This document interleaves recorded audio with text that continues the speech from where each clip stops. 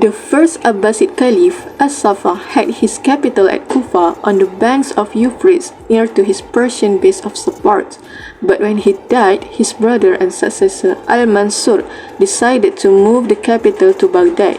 Since Caliph Al-Mansur established Baghdad in 762 CE, it has drawn the attention of the neighboring foreign nations, and because of this, its history witnessed the emergence of a distinctive range of cultures in addition to frequent conflict and conquest.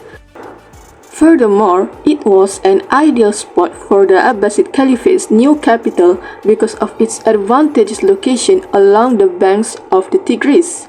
Hence, it facilitated trade along the Silk Road and promoted intellectual and scientific developments that had an impact on the world. Baghdad flourished as a center of education, culture, and commerce during the Abbasid era, attracting scholars, traders, and craftspeople from across the Islamic world. Because of its strategic location at the intersection of old trade routes, Baghdad has long been an important center for trade and cross-cultural interaction, which has boosted its economy. And as a center of political, cultural, and commercial power, Baghdad, the capital of Iraq, has had considerable geopolitical significance. First and foremost, the proximity of Baghdad to Persia and the Arabian Peninsula has gave it an important position for controlling trade lines and projecting authority throughout the region. During the Abbasid Caliphate, from 8th to 13th centuries, Baghdad emerged as a thriving center of trade along the Silk Road, facilitating the exchange of goods, ideas, and cultures between Asia, Europe, and Africa.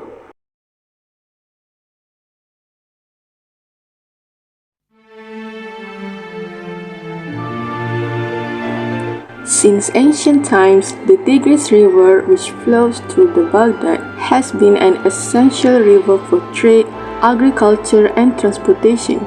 Controlling the river and its tributaries gave Baghdad a strategic advantage over nearby regions. The access to the water supply also increased agricultural output, allowing the city to maintain a large population while simultaneously promoting economic expansion.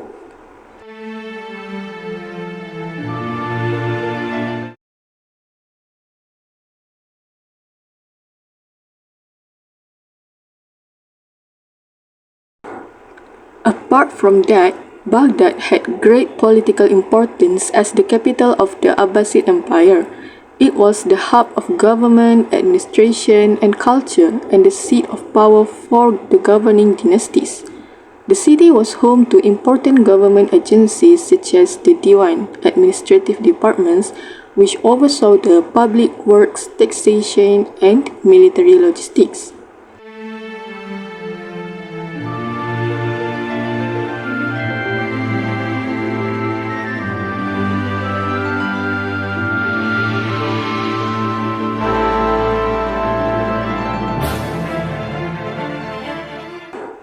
The Abbasids managed a vast global network of merchants, spices, and diplomats that spanned from France to China.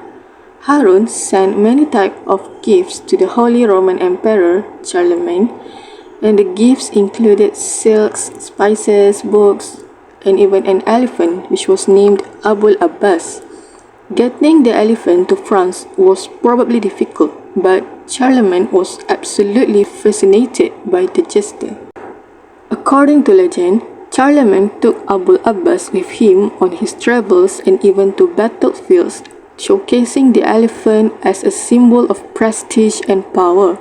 Harun and Charlemagne sent each other a lot of gifts, and they bonded over their mutual animosity toward the Byzantine Empire.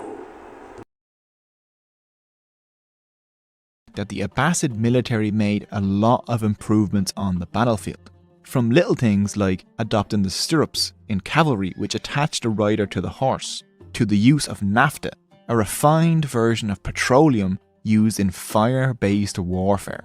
They developed these fire grenades called naphtha shells to throw at the enemy, and a section of the Abbasid army were called naphtha firemen.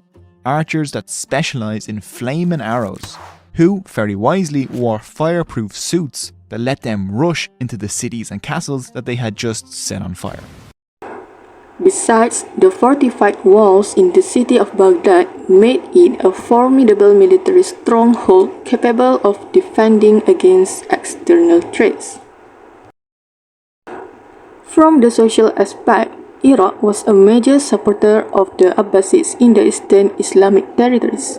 Moreover, a diverse and multi-religious community was established in Baghdad due to the presence of Arabs, Persians, Turks, Greeks, Jews, Christians, Zoroastrians, and others. This diversity enhanced social life and encouraged cultural interaction.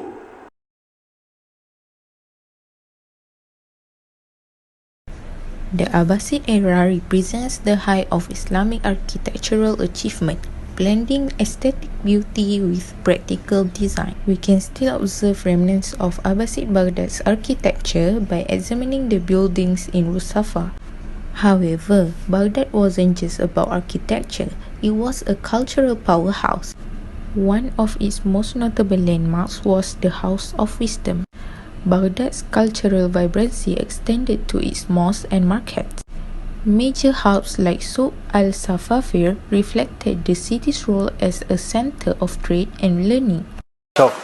من الأسواق القديمة ببغداد يعتبر أقدم سوق موجود ببغداد هو سوق الصفافير اللي هو الحالي يعني مو تمام كم محل باقي. أنشئ هذا السوق بنهاية الدولة العباسية حكم المنتصر بالله يعني قبل 800 سنة تقريبا، وقاموا يشتغلون بالأواني النحاسية وما يحتاجها البيت البغدادي بهذيك الفترة. The secular city of Baghdad is an iconic example. Caliph Al-Mansur founded Baghdad, designing it as a perfect secular city called the City of Peace. This geometric masterpiece featured a mosque and palace at its center, reflecting the city's focus on religion and governance as its core.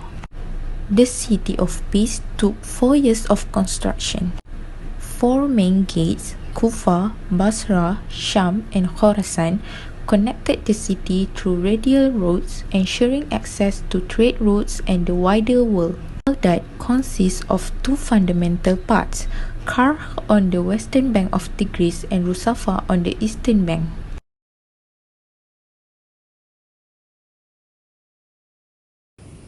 In the following decades, the city started to extend beyond its wall because of limited space and increased population. This shift transformed Baghdad from a planned city to a more natural and adaptive urban space. In 800 AD, after Caliph al-Rashid's death, a power struggle between Al-Amin and Al-Ma'mun escalated into warfare. After that, Al-Ma'mun moved the Abbasid administration to Rusafa, constructing a new royal palace which became the center of an emerging urban district. Then, after Al-Ma'mun's death, Caliph Al-Mu'tasim relocated the Abbasid capital to Samarra in 860 AD, which he built the Dar al-Khilafah palace of the Caliph. In 862 AD, the Abbasid returned to Baghdad, establishing a new urban center in Rusafa, enclosed by a half-circular wall. A bustling market and several districts formed, featuring mosques, schools, libraries, public baths, hospitals, and compact houses. The Mongol siege of Baghdad in 1258 destroyed the iconic architecture, including mosques, palaces, and the House of Wisdom, leaving the city, once thriving urban landscape, in ruins. In the early 13th century, Caliph al-Nasir and Caliph al-Mustansir worked to restore Baghdad by building landmarks like the Al-Mustansiriyah School, Al-Nasiriyah Palace, Zumurrud Khatun's Tomb, and the Khulafa Mosque. Baghdad's transformation from a perfectly planned secular city to an organically developed urban hub tells a story of adaptation and survival. Its architecture and cultural landmarks remain a testament to the brilliance of the Abbasid era.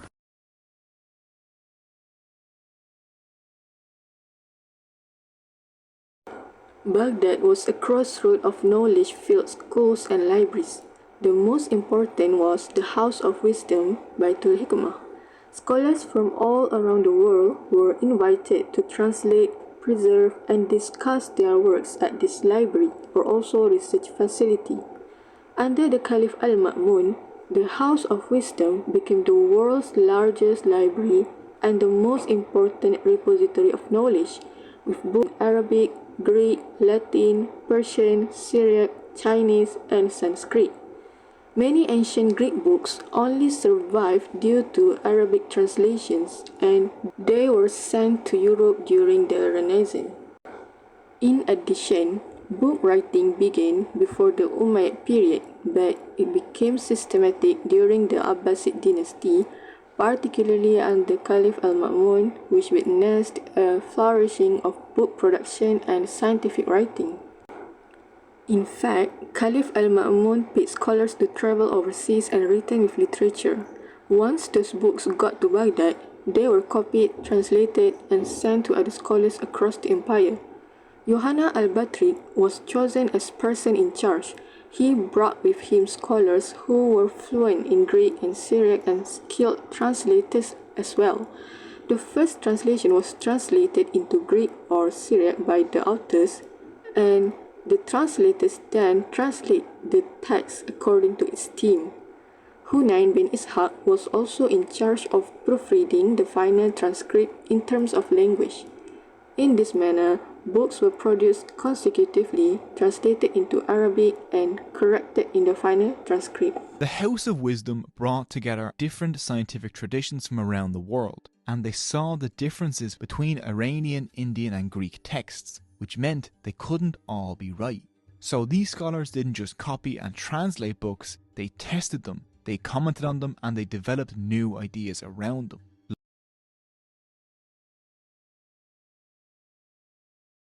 Several interconnected factors created a thriving condition for book production in Baghdad. Firstly, technological advancements which resulted in lesser cost and time required for book production. It was obvious that the introduction of paper from China revolutionized book production in Baghdad. Paper was cheaper and more readily available, has replaced the expensive parchment, papyrus, and vellum, resulting in faster book production. Also, books become more accessible to a wider audience as it reduces the cost of production. Another key factor was the development of efficient writing styles. For instance, Nas calligraphy. Introduced during this period, Nas was faster and easier to write than earlier scripts like Kufic, which were intricate and time-consuming. This efficiency revolutionized manuscript production. Writing became less labor-intensive, reducing costs and making books more accessible. Nas' clarity and elegance also enhanced the appeal of written works. The huge population of Baghdad also played a big role in this transformation. Its population exceeded 500,000, creating a vast urban market for books. A larger population meant more readers, more buyers, and a thriving literary culture. Furthermore, literacy rates were notably high, especially among the elite. Being able to read and write was a mark of education and prestige. Books became more than just sources of knowledge, they were symbols of wealth and sophistication. Owning a private library was a way for the elite to display their status and refinement.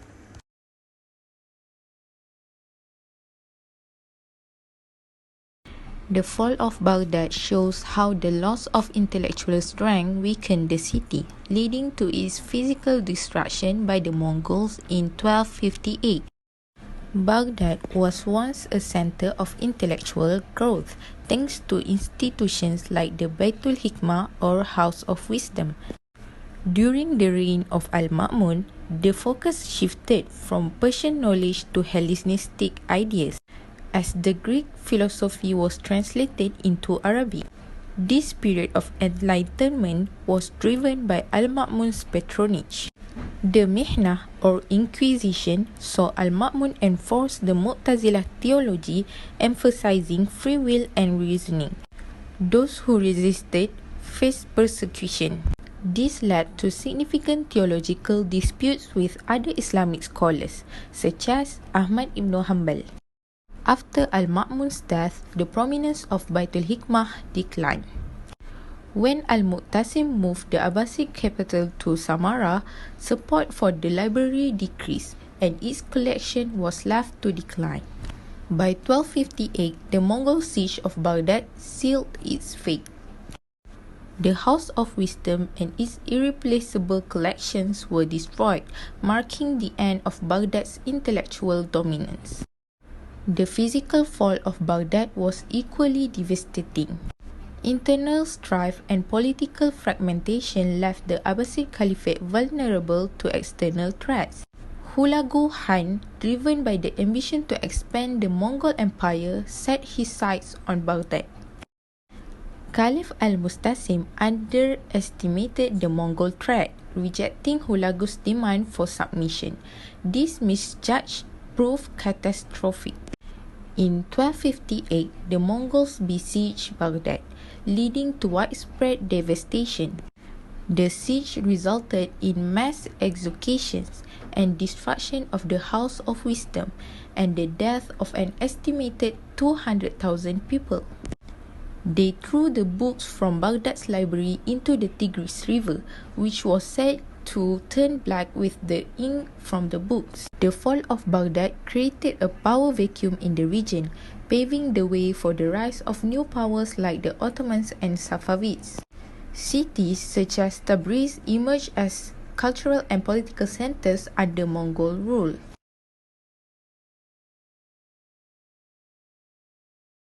After the fall, Baghdad went through several phases of transformation under different rulers and empires. Mongol rule. From 1258 to 1339, Baghdad became a provincial capital under the Ilkhanate dynasty, marking the beginning of the Mongol period. Jalayirate period. During the Jalayirate period, the city faced further challenges. In 1401, it was sacked by Timur, adding to its struggles. Safavid rule. In 58, Baghdad came under the Safavid Persian control. Shah Ismail I briefly made it a part of the Safavid Empire before it was contested by the Ottomans. Ottoman control. From 1638, Baghdad remained under Ottoman rule for nearly 3 centuries, despite occasionally Persian incursions. British Mandate. Following World War I, Baghdad became the capital of Iraq under British Mandate. Iraq gained independence in 1932, ushering in a new chapter in Baghdad's history. Modern struggles and resilience. In the 20th and 21st centuries, Baghdad faced political upheaval, wars and insurgencies, including the Iran-Iraq War and the Gulf War. The US invasion of 2003. The United States officially declared victory against the Iraqi regime of Saddam Hussein on April 15, 2003. As of December 2024, Baghdad serves as a capital of Iraq and operates under the authority of the federal government led by Prime Minister Mohammad Shia al-Sudani. Al-Sudani, who assumed office in October 2022, has been instrumental in navigating Iraq through complex political and security challenges.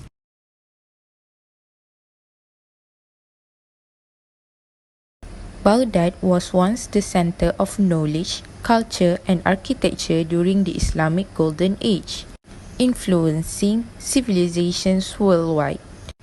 Its location, trade, and focus on learning made it a great city. However, neglect, division, and invasions led to its decline, both in knowledge and physical structure. Despite its hardship over time, Baghdad's legacy remains a powerful reminder of the greatness it achieved and continues to inspire the world today.